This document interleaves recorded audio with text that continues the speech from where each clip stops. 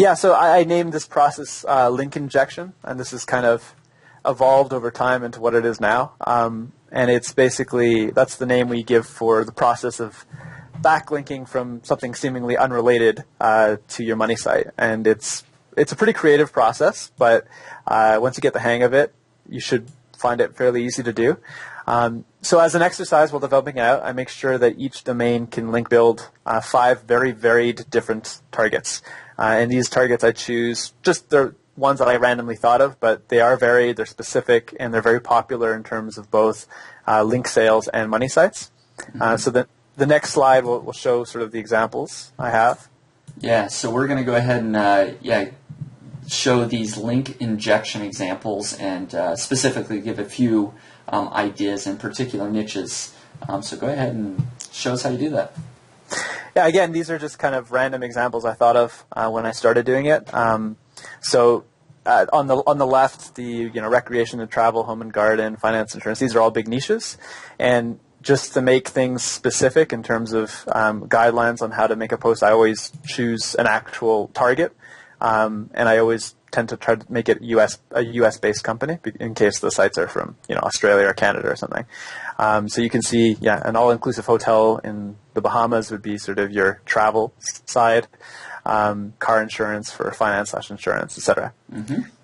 So what I then do is I give an example description of a post for each of these sites and how it would match my my expired domain site. So how the post would match the site, and then how the actual link would match the post. Those are the two important things. Again, that's post being relevant to the site and link being relevant to the post. This is so that any of our writers have examples of how to write for the site across a wide variety of niches. We do that right at the beginning, and I actually find it tends to model a lot how the actual site gets built out.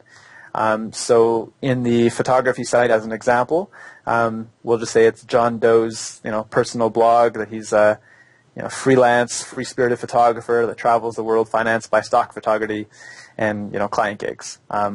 So I knew that through a combination of stock photography and private client photography that I could link build pretty much anything anywhere in the world, especially if you give it like more of a travel spin.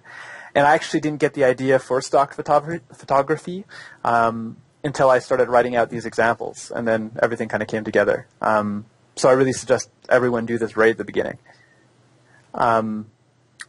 Also to keep in mind, the phrase I use all the time, a good lawyer term, is plausible deniability. So my fallback option, and I don't recommend, I very, very rarely use this, and I don't recommend you use it because you might start using it all the time.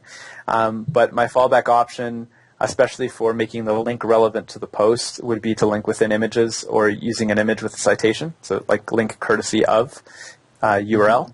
Again, this makes it seem that they just kind of search for an image on Google Images or something while they were blogging, and they're giving credit to the author. I don't care if the image is even used on the target site. No one would really go and check, and if they did, it could have just been removed since the article was posted. So, yeah, no, that makes complete sense. And I know you've also given some, very specific examples on a couple of these niches. So I'm going to let you, give us a few, specifically how you would link, from one niche to your money site and how that works. Sure. A few examples, some unique and kind of some using the link injection technique. So the first one on the all-inclusive hotel in Bahamas, it would probably be more of a travel-related post called Where I've Been in 2013.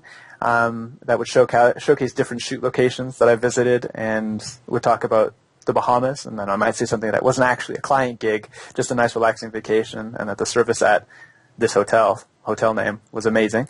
So that would be more of just kind of like a personal story. And in terms of blinds and window coverings, like the option I wrote out for this was how my bread and butter back home was in staging, and that I was also kind of took on the role of an interior designer, and the post would be a checklist of how to stage and photograph houses for when they're preparing to sell. And one of the checklist items would be, good blinds make a difference. I personally prefer shopping online and use URL as their prices are great and shipping is amazingly fast. Yep, that makes sense. For car insurance, this is when I kind of lean on that link injection, and this is actually, when I was writing this one out, I realized this is where I got the idea for this link injection technique. So it would be on stock photography, and the post might be called, maybe a series on stock photography tips, and how one shot at a car show has landed me over $3,000. And it would be about how stock photography can be, a great passive income and allow you to travel the world, and that how sometimes shots that you never expect to earn will take off. And a photo I took of a muscle car at a local show seemed to be used in car insurance sites everywhere. So I would do this, that stock photography version could actually be used for all 5 of these. I try to do different options, or often come up with multiple link injection techniques so that my authors don't abuse a single one, because then obviously if all of the articles are about stock photography, it looks a little fake. Yeah. But yeah, that's just one example on one site. No, those are some great examples, and really it takes a creative side. But once you start thinking about it, how you do this sort of link injection technique, you can figure out ways to do it in lots of different areas, more than you've explained here. But are there any other types of general sites or sites that you feel are easy to link build from? Yeah, there are a bunch. Career sites are great. They can be used to link inject anything because everything has a career associated with it. I tend to make them, give them kind of Q&A sections so that, you can open up, strange careers. Broad news sites and, kind of personal blogs with several categories always work. I think that's the most obvious to people. What I do is I just I won't do it for every site, but I'll take something that kind of makes sense in terms of what the domain was before, and I'll give it, based on what that domain was before, I'll give the new site some personality. So if it was like, I remember one of the first ones I did this for was, I think it was a .nz domain that was was like a left-wing political blog. Politics is a great way to find a lot of good, strong domains, and I just turned it into like a left-wing kind of news site. Where all of the articles took a left-wing stance. So if I was link building nursing, it would talk about, if it's a news site, it would talk about, how the New Zealand budget or something for 2013 should allow for, more money in healthcare or something like that. That makes sense.